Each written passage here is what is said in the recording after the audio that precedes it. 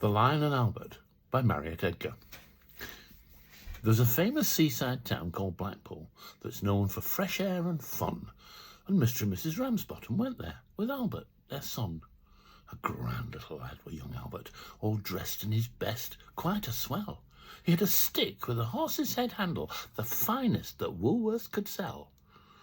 Well, they didn't think much to the ocean. The waves was all piddling and small. No wrecks, nobody drowned. In fact, nothing to laugh at all. So, seeking for further amusement, they paid and went into the zoo, where there were lions and tigers and camels, and old ale and sandwiches too. There were one great big lion called Wallis, whose nose was all covered in scars, and he lay in a somnolent posture, with the side of his face on the bars. Now, Albert had heard about lions, how they was ferocious and wild. To see Wallis lying so peaceful, well, it didn't seem right to the child.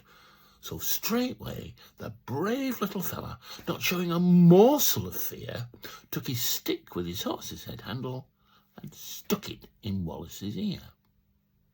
Well, you could tell that the lion didn't like it, for giving a kind of a roll, he pulled Albert in the cage with him and swallowed the little lad whole. Now, Pa, who had seen the occurrence and didn't know what to do next, said, "Mother, your lion's ate Albert." And Mother said, "I am vexed."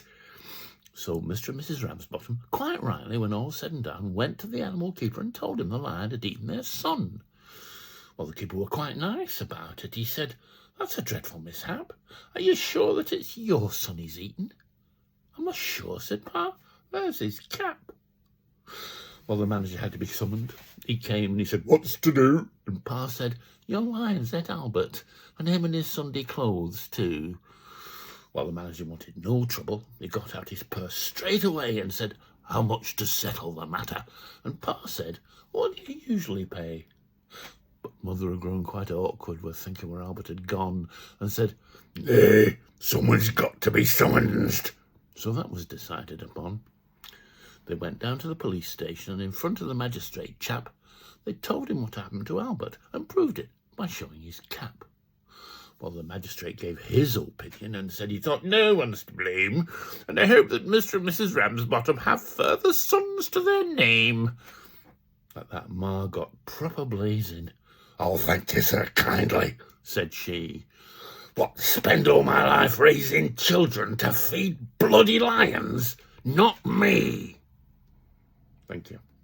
The lion is called Wallis because Marriott Edgar, who wrote it, his brother, was the very famous writer Edgar Wallis.